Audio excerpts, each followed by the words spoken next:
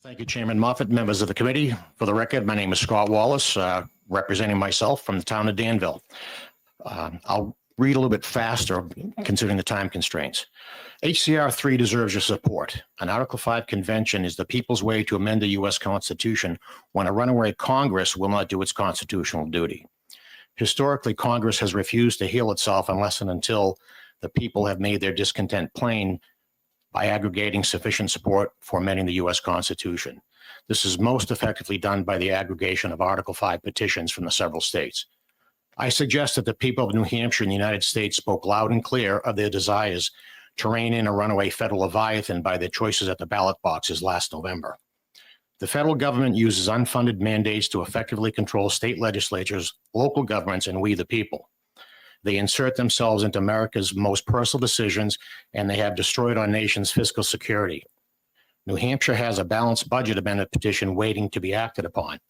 We are all well aware that the impending debt crisis is a sword of Damocles hanging over taxpayers' heads. It's time to bring their tyranny to an end, and a convention of states is the way to do it.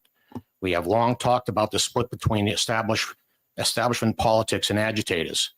The agitators unseated former House Speaker McCarthy by supporting Mike Johnson, giving the establishment a painful lesson. Agitators will only be ignored for so long. The American voters have just delivered part 2 of this lesson to the dumbstruck political establishment for both parties. Part 2 is simple. The class of agitators is much larger than you thought. We consist of working class Americans across the nations, and our patience has run out.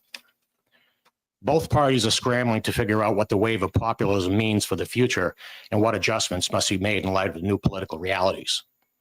Let's be honest, District of Columbia politicians are more DC politicians than anything else. The chances are extremely high they'll get it wrong if they get it at all. Here amongst the grassroots is how elected officials in both the states and the federal government can get it right, and why we must not get it wrong. The American people want their power back. Passing HCR 3 would be a step in that direction. Mason had it right when he included a way for the people to reassert control of the federal government. We know New Hampshire's people no longer trust their government at the federal level. We want to govern ourselves again at the state and local level.